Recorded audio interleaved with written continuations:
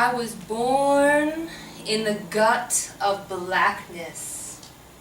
From between my mother's particular thighs, her waters broke upon blue-flowered linoleum and turned to slush in the Harlem cold. 10 p.m. on a full moon's night, my head crested round as a clock. "You were so dark," my mother said. "I thought you were a boy." The first time I touched my sister alive, I was sure the earth took note, but we were not new. False skin peeled off like gloves of fire, yoked flame I was. Stripped to the tips of my fingers, her song written into my palms, my nostrils, my belly. Welcome home, in a language I was pleased to relearn. No cold spirit ever strolled through my bones on the corner of Amsterdam Avenue. No dog mistook me for a bench, nor a tree, nor a bone. No lover envisioned my plump brown arms as wings, nor misnamed me condor. But I can recall without counting eyes canceling me out like an unpleasant appointment, postage due, stamped in yellow, red, purple. My name is Audrey, Lourde. This is my word. I find strength in my word. I fell in love with the story when I was just a little girl. I remember actually a vacation, the first time I'd slept out of my parents' home. We were lucky enough to have a little rental in Connecticut on the shore. I was the youngest of 3 girls, always the black sheep, always getting the back of my mama's hand. And on that trip, I entered the secret world of my sisters. Oh, I waited in anticipation. I had to go to sleep early. I was the youngest, the baby of the family. And I waited because I knew we were going to share a bed that night, and I would have access to that secret world of my sisters, and I was so excited. I remember laying in that bed, trying so hard to be silent, trying to let them think that I was sleeping so that they would start the stories. And I laid there silently in my favorite Buck Rogers and the Lone Ranger. And what was the story? It was a spy who could cloak himself and be undercover under the guise, and no one knew he was there. And it was a very long time before I let go of that desire. That's when I knew I would make a story of my own. It makes me think of this other time I lay on the floor of the library screaming bloody murder! Woo! My sisters were in there getting story hour, and I was too young, they told me. I didn't care. I was ready to face the wrath of my mother. She had tight hold of my ears, and I screamed bloody murder on that floor. And then, suddenly, this library lady came walking over to me and said, "Little girl, would you like me to tell you a story?" I cried even harder. What in the hell is going on here? My mother's got hold of my ears. I'm too young to go into story hour. And this lady, "Yes, ma'am. Yes, I do want you to tell me a story." She read, what did she read? Horton Hatches an Egg and Madeline.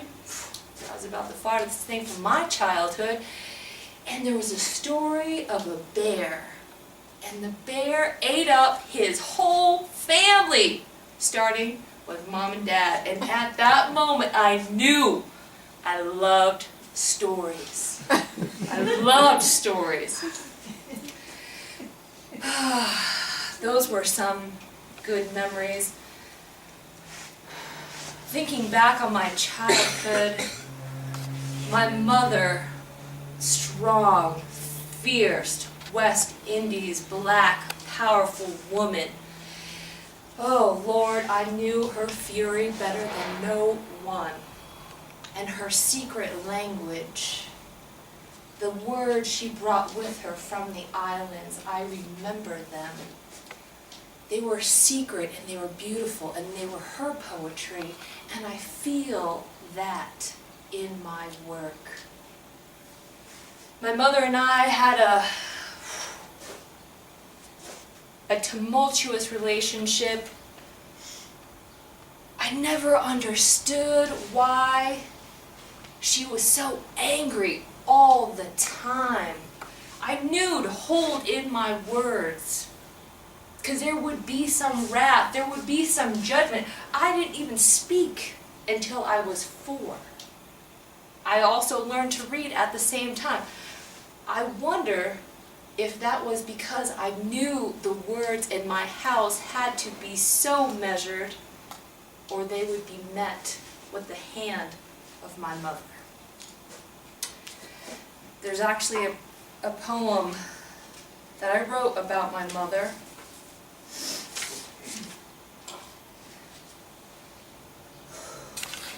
Mommy, Mommy, come and see what the straw man left for me. In our land of ice and house of snow, I have found a seed to grow. Mommy, may I plant a tree? What the eyes don't see, the heart don't hurt.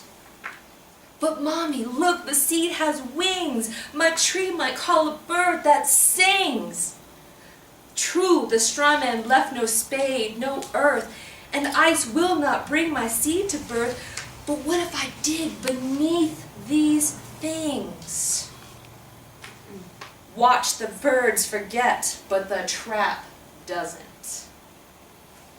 Please, Mommy, do not beat me so. Yes, I will learn to love the snow. Yes, I want neither seed nor tree. Yes, ice is quite enough for me. Who knows what trouble leaves might grow? I don't fatten frogs to feed snakes. What my mother, I was born in the late 30s. We were just coming out of slavery, and my mother was not only a black female, she was an immigrant. And she had dark, I was very dark, black babies. I know now she protected me by ignoring those things she did not want to see. People would spit at me on the streets, and I was so young. My mother would say, "Oh, those people," and spitting backwards into the wind. That's what she did for me.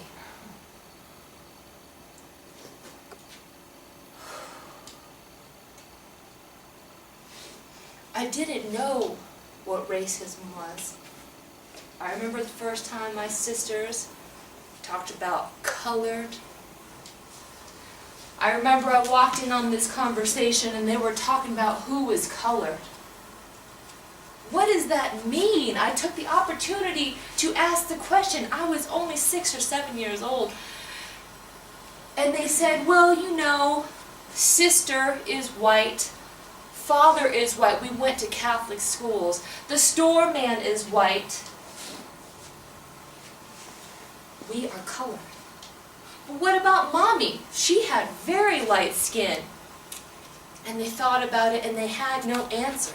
So I said, I will tell people that I'm white like Mommy. No, girl, you better not. I still did not understand why. I had no words or language for racism. I walked around with this black skin. I was always an outsider. Even in the group that I found later in life, I figured out I loved women. And I sought them out. I was in New York City. This was in the 50s. It was still underground. And I would go into the gay girl clubs, as we called them then, the bag. And still, in the crowd, my face was not mirrored back to me. I was an outsider among outsiders. I was young and black and gay, and sometimes it was amazing, and most of the times it was pure hell. There were some good times. I remember many lovers, the arms of women who held me, the arms of women who rescued me, the arms that I ran to. It's the women that I remember. The women who tried, desperately we tried to find comfort in our groups. But always, I always knew there was some difference, which we would never speak of. I would try to bring up my blackness. I walk around with this all the time. I was breaking code. It was not okay. We felt in our group that we didn't suffer the same ignorance as the other. But I felt it. I felt it every day.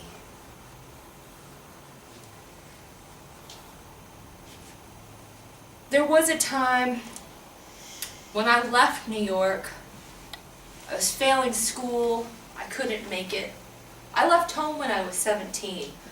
I could not handle being in that house any longer. And so I went to Stamford, Connecticut. My girlfriend told me I could find a job there. Well, not only did I find a job, I also had my very first experience with a woman and a woman's love. And even though I suffered for 8 hours in that goddamn Keystone Electronics, this woman I would come home to, and Ginger would wrap her loving, beautiful blackness all over me, and I found some me in her arms. I still thank her for that. It was my first chance to be with a woman, my first opportunity to let that out that had been so trapped. I was not allowed to be that, and here she was, giving me the opportunity to find that truth. I also knew that I needed to find myself. My goal the whole time I was in Connecticut was to get to Mexico. I needed to leave this place, the place where I was always on the outside. The place where my skin color was the first thing people saw, noticed, judged about me. And I did make it to Mexico and fell in love again with Eudora. Oh.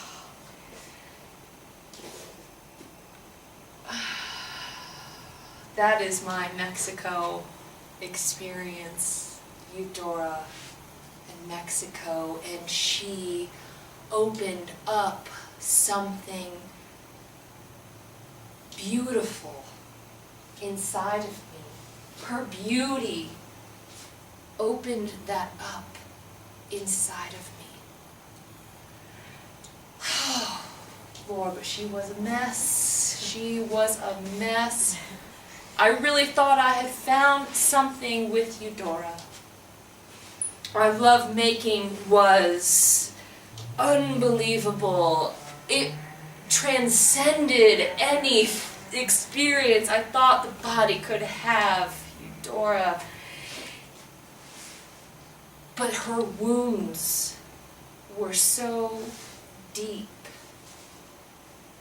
She had breast cancer. Now mind you, it's not what it's like today, and I know it's a struggle, I'm not minimizing that. I actually had breast cancer and my right breast was removed.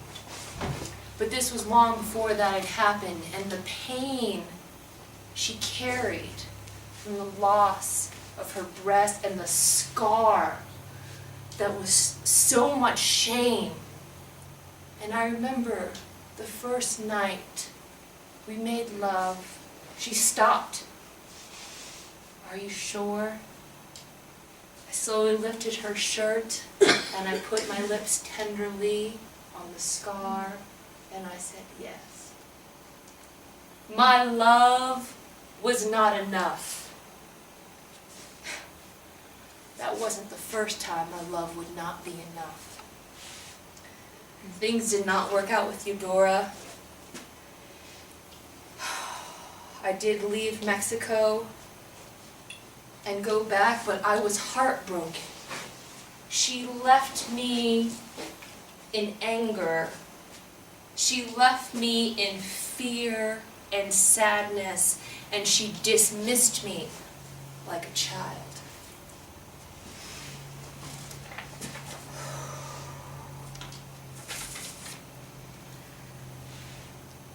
I cannot recall you gentle, yet through your heavy love I have become an image of your once delicate flesh, split with deceitful longings.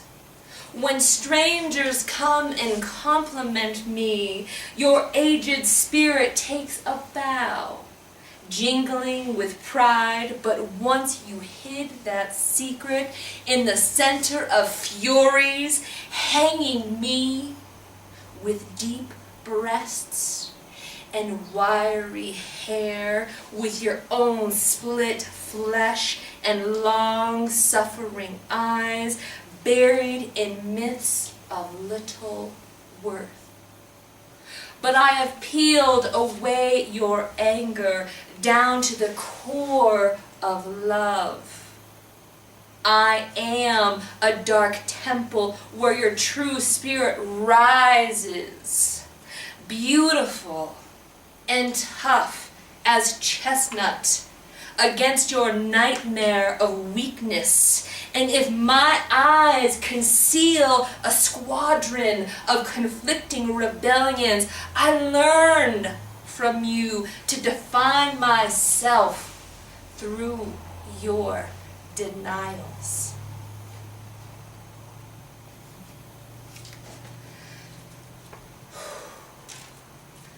The thing that I learned later, the thing that I carried with me to the day that I died, is the power of my word. I die a little death, we die a little death every time we swallow our truth and become silent. I encourage all of you beautiful young women and men to not be afraid of your voice, to own what is inside of you and share that with the world, for we are not meant to survive. We will all die, and our silence does nothing to serve us. Thank you.